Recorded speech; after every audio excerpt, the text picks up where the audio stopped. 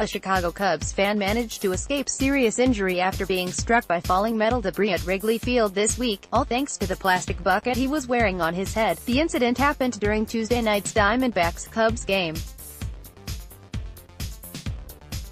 As a score tile was being changed on Wrigley's centerfield scoreboard, a pin was dislodged or dropped by the scoreboard operator, and plummeted to crowd below.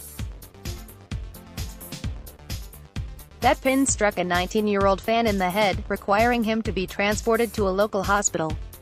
While the teenage fan would need a handful of staples to close a wound on his head, the damage could have been much worse had he not been wearing a plastic bucket on his head.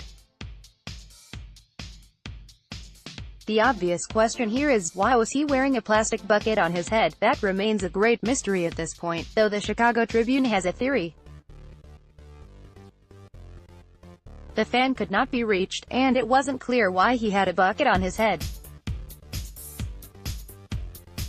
But it may have stemmed from an extra-inning game in mid-May 2015, when a few Cubs players emptied the bubblegum containers in the dugout and wore them on their heads as rally caps. If this theory is correct, it's a great example of how damn weird the world is sometimes.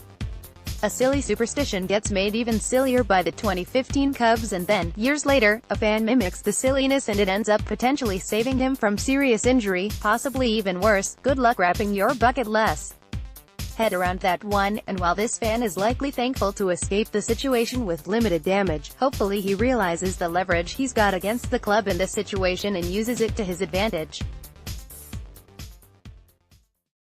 I would gladly take a screw to the skull and eat some staples if it meant receiving either a big payday or, say, season tickets in exchange, especially at Wrigley Field.